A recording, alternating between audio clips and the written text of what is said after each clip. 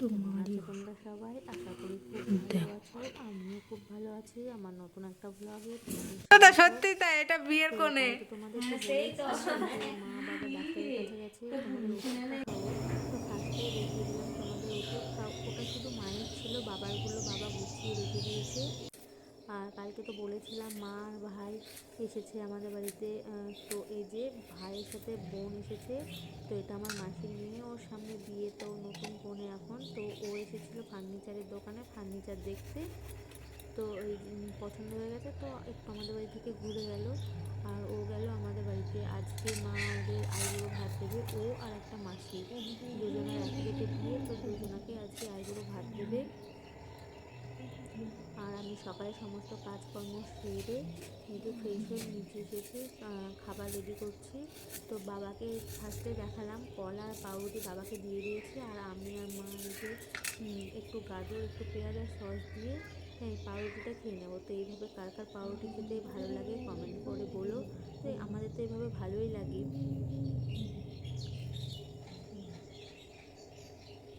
দেখো এটা মায়ের জন্য আমি রেডি করছি।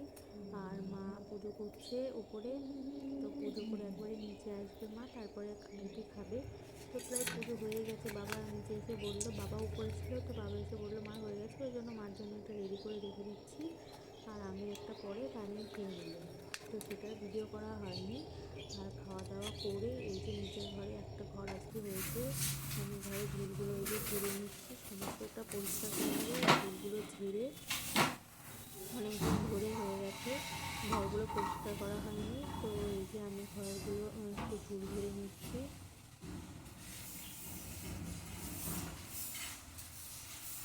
আর সমস্তটাই ভালো করে পরিষ্কার করে নেবো একবারে।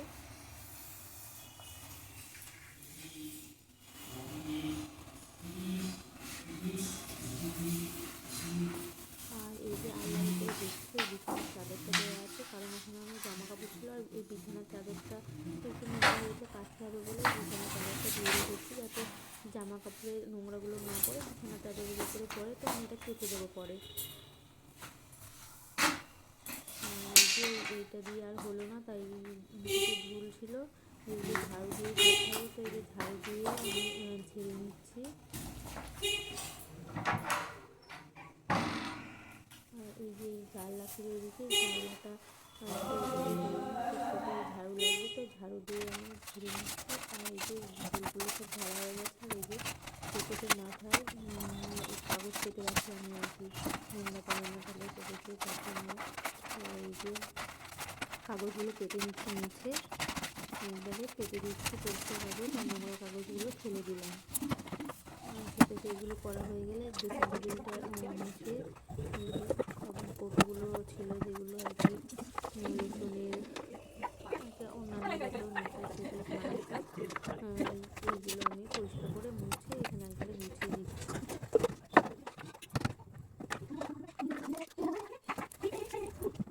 নিচের ঘরে একটু বেশি কাজ করে, ওই জন্য অতটা নিচের ঘর করে দিই প্রতিদিন আর কি হয় না, মাঝে মধ্যে করে দিই। ভালো করে গুছিয়ে দিচ্ছি, নিচে যতটুকু জায়গা ছিল সব ধুয়ে পরিষ্কার করে নিচ্ছি। লিডগুলো ওই ঘরে এর জন্য হয়তো একটা আমার মনে নেই, মা এসেছিলো রান্না করতে করতে দেখে গেল একটু। সেটাই কি রাখি না রাখি, মাকে একটু দেখে নিতে হবে, না মা শুরু করবে না আবার আমার মা হচ্ছে দেখে নিচ্ছি, তো নিচে রাখছি না রাখছি। আর যত ফেলে দেওয়া জিনিসগুলো সবাই ফেলে দিয়েছি, কারণ ঘরে রেখে কী হবে বলো। এই যে সমস্ত সাজিয়ে দিয়েছি। আর জানো তো ড্রেসিং টেবিলটা আমি রং করে দিয়েছিলাম মাকে। আমার জন্মদিন না এই যে দুপুরে আমি বাবা মা তিনজনে একসাথে খেতে বসেছি, বাবা শুরু করে দিয়েছে। তারপরে আর কি আমরা খেয়েছি ভালোতে, স্নান করে উপরে এই যে জামা দিয়ে বাড়িতে অস্বস্ত হয়েছে পরিষ্কার, এই যে সমস্ত বিছানা চাদর টাদর সব কেটে দিয়েছি। সব মিলে দিচ্ছি কাটাকুটি করে, কারণ ঘরে ঝুলগুলো ঝাড়লাম তো অনেকটাই লেট হয়ে গেছিলো। আমার কাঁচাটা আগে হয়ে গেছিলো, খাওয়া দাওয়া করে মেলতে এসেছি। স্নানটা তো আমার হয়ে খাওয়া দাওয়া করেছি, তারপরে আমি পরে মেলতে এসেছি ছাদের উপরে। তো এই যে অনেক জামা কাপড় ছিল, তো দেখো পুরো ছাদ ভর্তি হয়ে যাবে, এত জামা কাপড় ছিল। আবার ওই দিকে ছাদেও আমি দিয়ে এসেছি কিছুটা জামা কাপড়।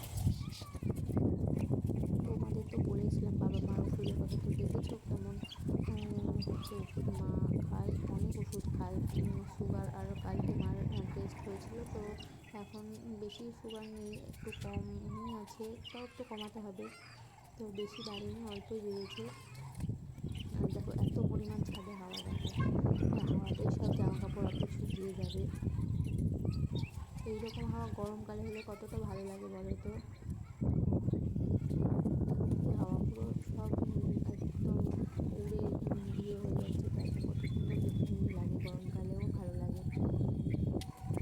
কিন্তু অতটা শীতও নেই, তো ভালোই লাগছিলো স্নান ধান করে, যে চুলটাও আমার শুকিয়ে গেল সব মেলতে মেলতে, ভালোই লাগছিলো।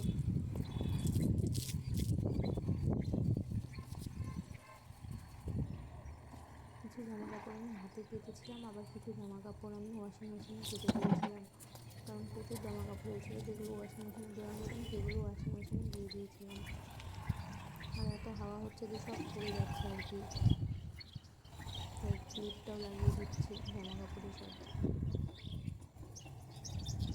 আর আজকে একটা পার্সেল এসেছিলো, তো পরে যদি সম্ভব হয় তোমাদের দেখাবো। এই যে জামা কাপড়গুলো ওইদিকে ছিল খুবই ভেজা, তো এইদিকে রোদ লাগছিলো বলে এইদিকে এগুলো দিয়ে দিলাম, আর পাতলাগুলো ওইদিকে দিয়ে দিলাম। আর এই দেখো এই সোয়েটার, টুপিওয়ালা সোয়েটারের প্যান্টটা দেখছো, কালকে বাবা এটা মেয়ের জন্য নিয়ে এসেছে, তো কেচে দিয়েছি একটু, কেচে সব পরায় আর কি মেয়েকে, ওই জন্য টুপিগুলো বেঁধে দিলাম। বেঁধে দিলে বেশ ভালোই থাকে, ওই জন্য আমি বেঁধেই দিই টুপিগুলো। আর সারাদিন ভিডিও করা হয়নি, একবারে বিকেলে এই যে জামা কাপড় তুলতে গেছি, তো জামা কাপড় তুলতে তুলতে একটা পার্সেল এসেছিলো। এই যে চলে এসেছে পার্সেলটা, তো আমি এখান থেকে বলছি যে আমাদের বাড়িতেই, কারণ সামনে কাকুদের বাড়ি আছে, ওই লোকটা আর কি ভেবেছে পার্সেল কাকুটা যে ওই কাকুদের বাড়িতে। তো আমি বলছি না আমাদের বাড়িতে, আর মাকে এখান থেকে বলে দিলাম দরজাটা খোলার জন্য। আর এই যে এখানে জামা কাপড়গুলো, তো পার্সেলটা নিয়ে এসে আবার গুছিয়ে নিচ্ছে এই জামা কাপড়গুলো শুকনো, এটা নিচে শুয়ে এসেছি। তো পরে দেখবো যদি সম্ভব হয় তোমাদেরও দেখাবো আর কি। এই দেখো আমি সব বিছানার চাদরগুলো গুছিয়ে নিচ্ছি, একবার গুছিয়ে নিয়ে গেলে আমার ভালো হয়, নিচে গেলে আবার ভেঙে যায় অনেক সময়, তো আমি একবারে যতটা সম্ভব গুছিয়েই নিয়ে যাই। আর অনেক জামা কাপড় এখনও ভেজাই ছিল, তো সেগুলো আবার কালকে রোদে দিতে হবে, তারপরে তুলতে হবে। তো আজকের ভিডিওটা এতটাই ছিল, ভালো লাগলে লাইক কমেন্ট অ্যান্ড শেয়ার করে দিও। টাটা।